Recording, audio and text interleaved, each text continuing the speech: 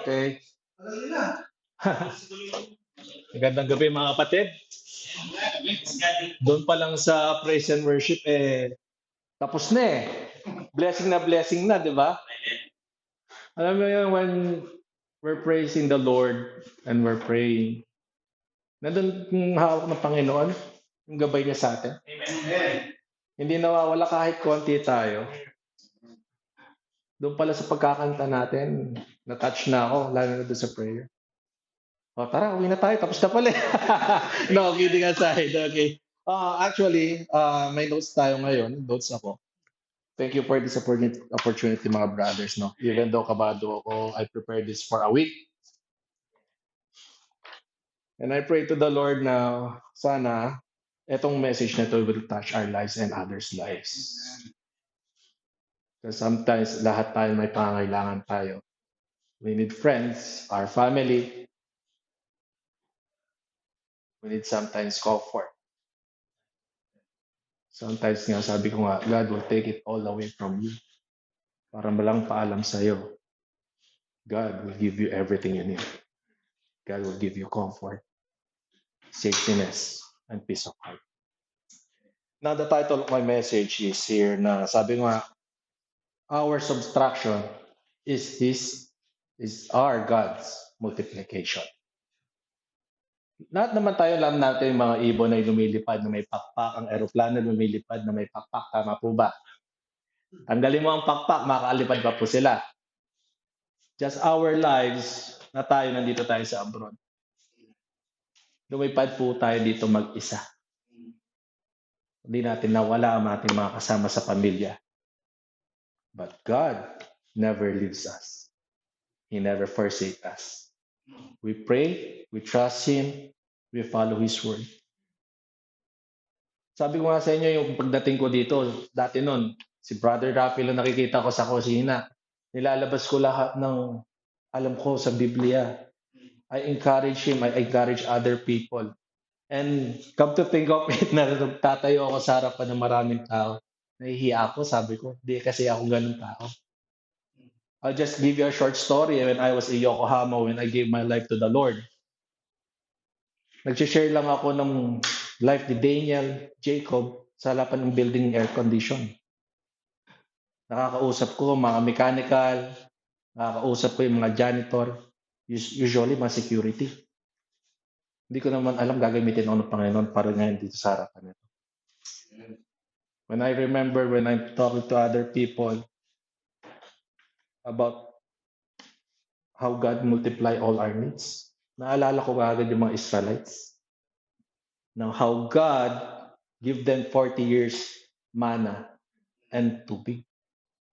Na kahit mareklamo tayo, nagre-reklamo tayo, just like the Israelites, God always provide. Hindi niya pinabayaan tayo. Kaya nga ako sabi kong gano'n, Lord, paano mo ako gagamitin? Wala naman ako experience pagiging isang preacher. Wala naman ako experience na hindi naman ako naging seminary. I don't have this talent, but I gave it to you. Ikaw na bahala, Panginoon. Naging salesman ako, naging warehouse ako. Ang layo sa agawat ng pagiging isang speaker. Then I came thought, parang si Daniel lang po. Ang kinalaban niya si Goliath. He doesn't have any talent to kill a person. Wala siyang knight and shining armor. Wala siya kung ano man meron siya ngayon. Yung meron siya, kakaharapin niya si Goliath. Eventually, dadala lang nga siya ng sliced bread para sa mga kapatid niya. Nilait-lait pa siya ng mga kapatid niya. But God, trusting God, changed his life.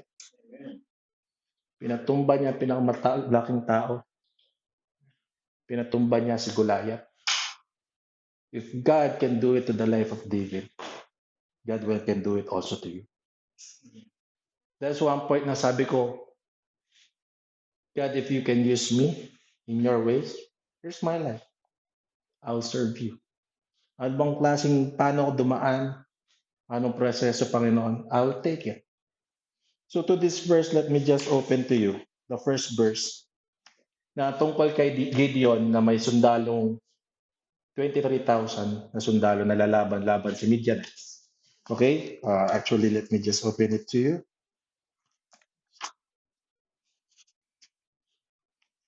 Judges 7, verse 2. And the Lord said unto Gideon, the people that are with thee are too many for me to give thee the Midianites into their hands, lest Israelites once themselves against me, saying, mine own hand hath saved me.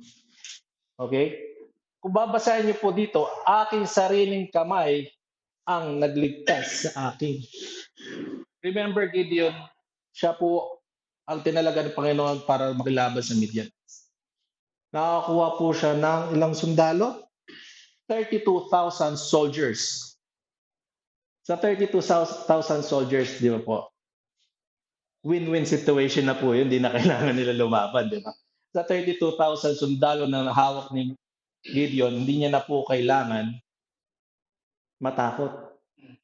Ang sabi ng Panginoon, bawasan mo, napakarami. Bawasan mo pa, napakarami pa. Hanggang binawasan niya sa 300 person lang po ang kanyang sundalo. Bakit po? Para mapakita natin ang aking sarili kamay ay nagligtas sa akin. Hindi po ang sarili nating kamay ang magliligtas sa atin. Sa kamay ng Panginoon. Sa 300 person, natalo ang mga Midianites. Sa 300 person, napatumba ang Midianites. Hindi po sa kanilang kamay, hindi po sa kanilang sariling gawa, kundi sa kamay ng Panginoon. Amen po pa dito.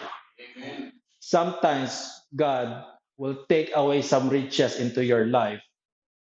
Sometimes God will let you go poor in the darkest ways so that you can see how powerful God is. Iiwanan ka niya sa kadiliman. Lalayo ka sa iyong pinakamamahal sa buhay para malaman mo at ma-experience mo yung kapangyarihan ng Panginoon. That's God works in our lives. We don't trust ourselves, we don't trust our job, we don't trust our friends, our connection. Diba? Ito nga problema, the more we trust our connections, our jobs, minsan tatanggalin niya sa'yo, malulungmok ka eh. We trust our salary, biglang magdadating, kulang-kulang, malulungkot ka eh. Tama po ba? Hindi naman po tayo anak ng kontrakto na hindi pa natin, di ba masaya? It's just that sometimes God will show you little things, how powerful He is. Minsan dadalhin ka ng Panginoon sa isang lugar na wala kang naiintindihan. At ikaw lang mag-isa. At titingin ka lang sa langit at sasabihin mo, thank God I have you. It's been a year na nandito ako. Ako lang po kasi ang unang-unang Pilipino dito sa factory ko. Wala po akong pinag-aralan na Hungarian. Ang alkalaan ko lang is translator. Napakahirap, pero God is with me. The greatest challenge that lang talaga po yung patience ko kasi nasisigawan ako, napapagalitan ako because I don't know other language like this. But I know the language of God is to trust Him. Ang hirap naman isipin kasi na minsan, ay, Lord, hinayaan mo ako. Lord, nandito ako umiiyak. Lord, bakit ako na mag-isa? Wala akong kasamang Pilipino. No. I'd rather pray and thank God that I have this opportunity. Na nandito tayo sa ibang bansa, praising God, worshiping God. Sabi ko nga ngayon, tinanggal mo nga yung dating trabaho ko. Nag-multiply naman yung sahod ko at pagpupuri ko sa iyo. Dahil dati, isang day off lang tayo. Ngayon, 2 day off na. The moment you remove something into your life, the moment God will remove something into your life, expect there will be some multiplication. God will multiply you. Once you give your life to the Lord, your talent, your ability, expect it, God will multiply. I said, Lord, use me. Make me a blessing. I don't know how, when, and what time. Suddenly, sabi nga sa inyo, nandun lang ako sa aircon, nagkwekwentuhan lang kami. The security guard asked for salvation. Then and then every day, sabi ko nga hanggang mag-resign ako sa Yokohama. God is grateful. Kasi may ginamit yung Panginoon dito na tinawag ako. May request ako. I'm not expecting this. I'm expecting Canada talaga, promise. Real talk. But God used him para tawagin ako dito. That's how God works secretly. Grace. So let's move on to this one. Some people, di ba, nakadepende tayo with our family, friends. Lahat yan mawawala. Kukunin ng Panginoon, lalayo sa'yo. They will fail. But God never fail. So let me just read it to you, kapatid. Let's go to the Job. Other verse. John 15:12.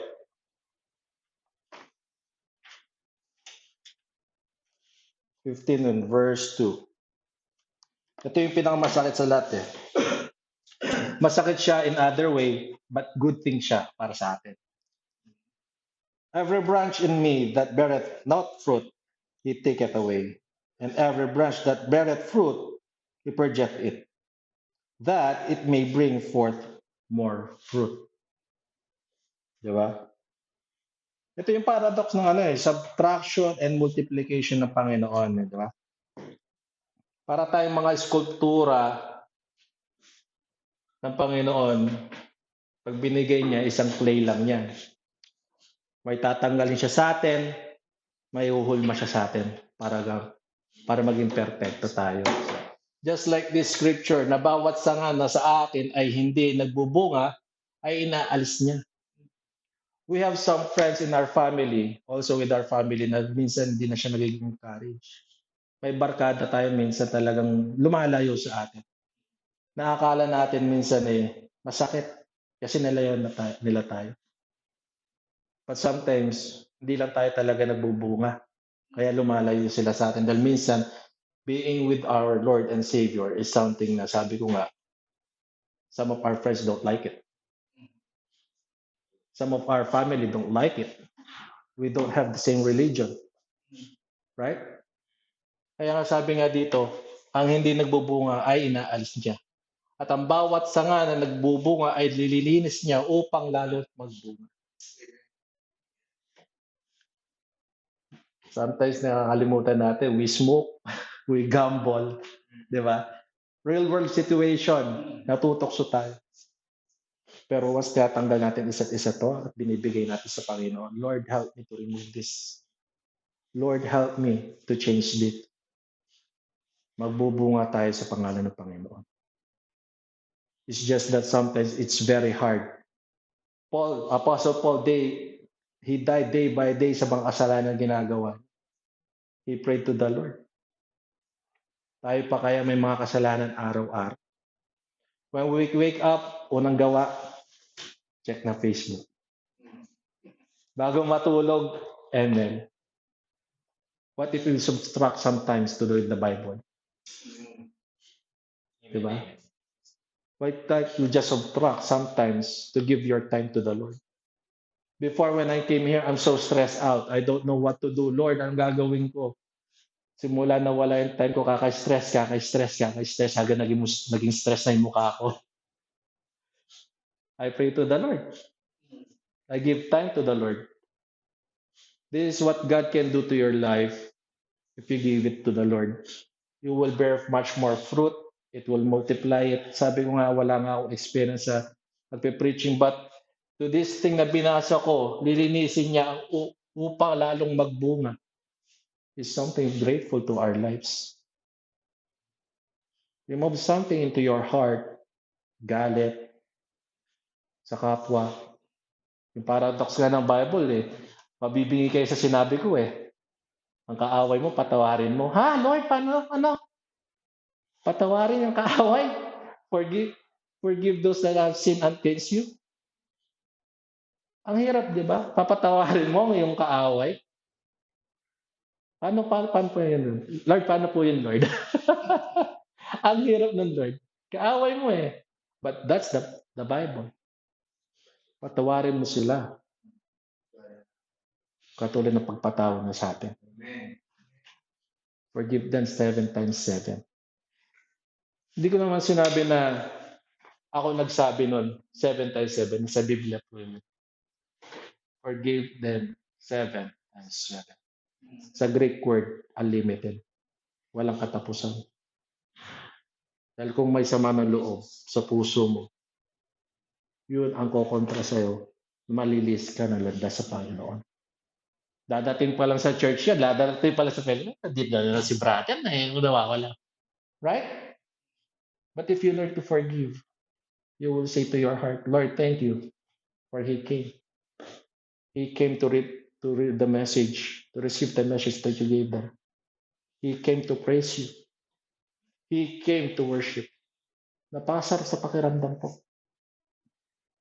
Minsan pamilya natin, di natin nakikita. Galit tayo sa kanila, may sama tayong galit. Why don't you just tell them, Ma, friends, I love you in the name of the Lord. I love you because God forgive me. And I forgive you what you have done to me. Masarap po sa pakiramdam na pagising mo lahat ng tao mahal mo. Even there's trials, even there's some heartaches in our life na kailangan harapin sa buhay.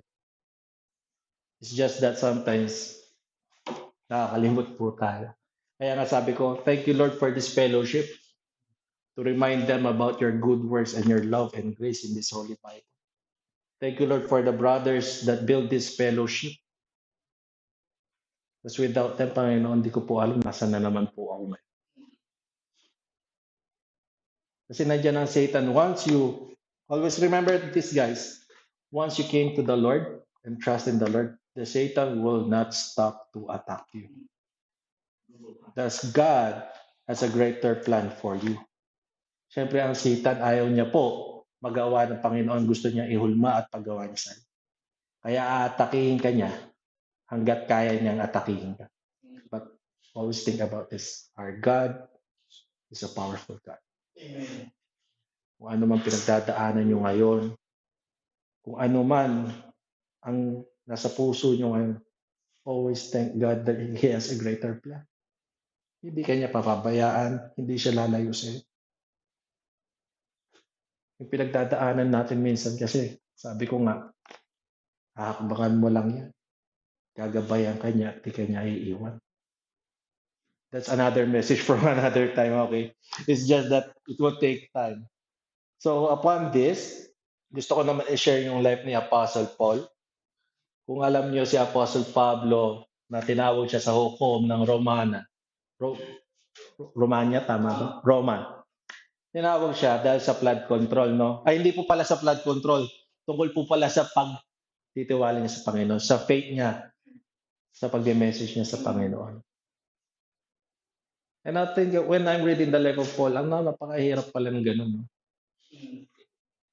Matukulong ka na ilang beses dahil lang sa panampalataya mo, which is ngayon hindi natin nararanasan.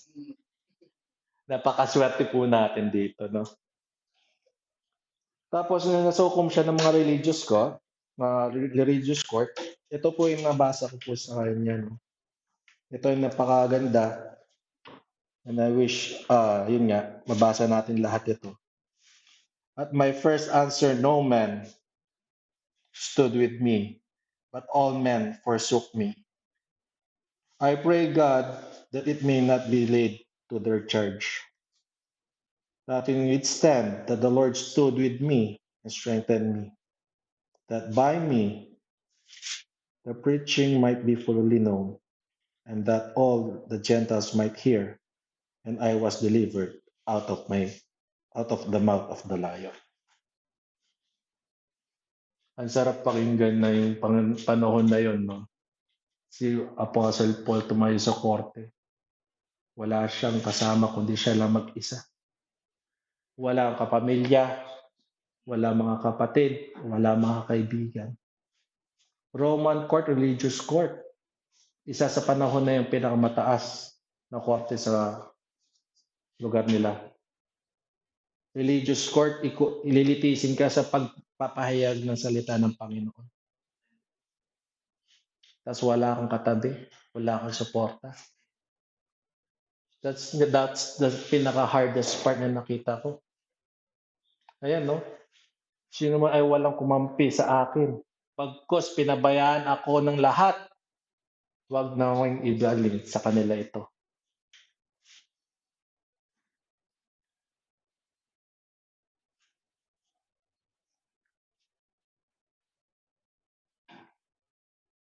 At saklap, no? Pinabayaan ako ng lahat. Walang kumampi sa akin.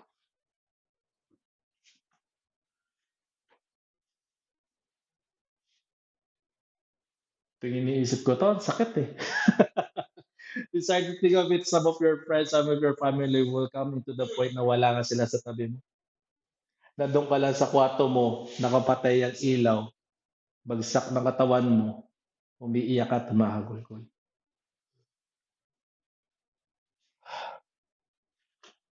Sabi nga niya dito eh, I pray God.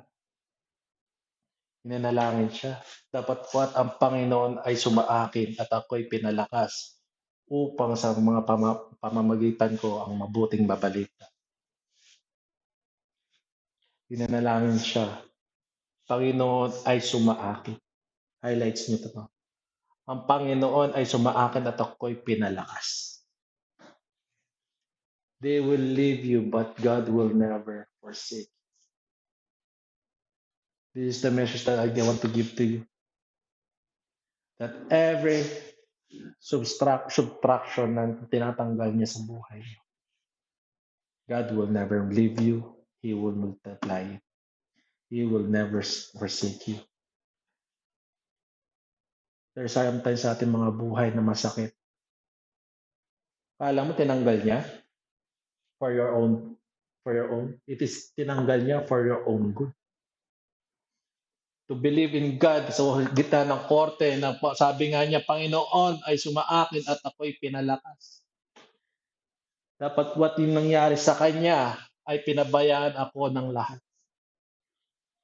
Lahat.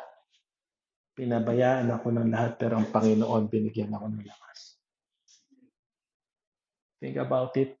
Baunin niyo to. Kasi minsan, talagang pagpasok mo sa kwarto mo at pinatay mo ang ilaw, ramdam mo ang dilim, pero ang Panginoon ay sumaakin at ako'y pinalakas upang mapamagitan ako ng mga mabuting balita. Basahin natin ang Biblia. God will give you strength. Sabi ko nga sa inyo, sometimes nasa Biblia lang. Sometimes you just give Him 5 minutes or 30 minutes to read the Bible. God will answer all your prayers to the Bible. Now, upon closing to the verse that I want you to give. Actually, itong verse na to, itong pumupok sa aking puso eh. Sa Psalms. Napakaganda nito sa Tagalog, brother.